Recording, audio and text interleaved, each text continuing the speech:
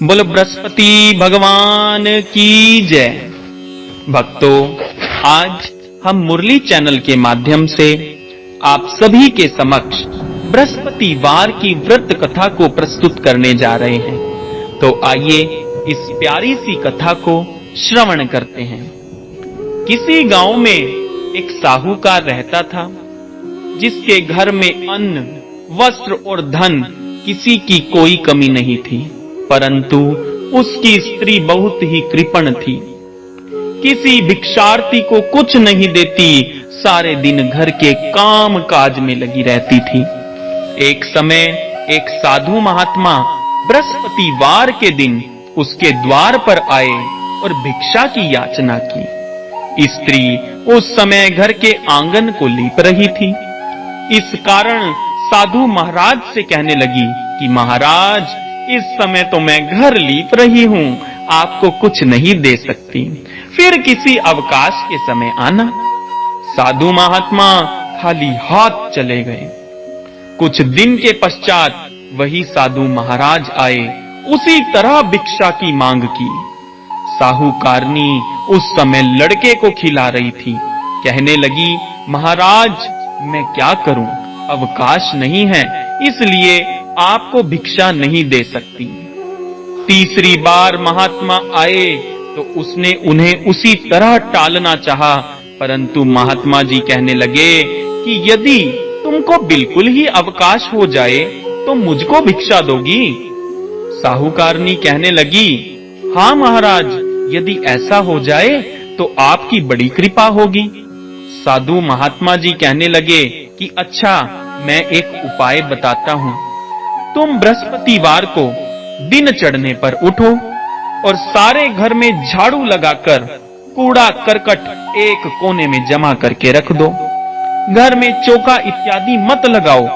फिर स्नान आदि करके घर वालों से कह दो उस दिन सब हजामत अवश्य बनवाएं। रसोई बनाकर चूल्हे के पीछे रखा करो, सामने कभी न रखो। सायंकाल को अंधेरा होने के बाद दीपक जलाया करो तथा बृहस्पतिवार को पीले वस्त्र मत धारण करो, ना पीले रंग की चीजों का भोजन करो। यदि ऐसा करोगी तो तुमको घर का कोई काम नहीं करना पड़ेगा। साहूकारनी ने ऐसा ही किया। बृहस्पतिवार को दिन चढ़े उठी, झाड़ू लगाकर कूड़े को घर में जमा कर दिया। पुरुषों ने हजामत बनवाई, भोजन बनाकर चूल्हे के पीछे रखा। वह सब बृहस्पतिवारों को ऐसा ही करती रही। अब कुछ काल बाद उसके घर में खाने को दाना न रहा। थोड़े ही दिन में वही महात्मा फिर आए और भिक्षा मांगी, परंतु सेठानी ने कहा कि महाराज, मेरे घर में खाने को अन्न नहीं है, आपको क्या दे सकती हूँ। तब महात्मा ने कहा कि जब तुम्हारे घर में सब कुछ था तब भी तुम कुछ नहीं देती थी, अब पूरा पूरा अवकाश है तब भी कुछ नहीं दे रही हो, तुम क्या चाहती हो वो कहो।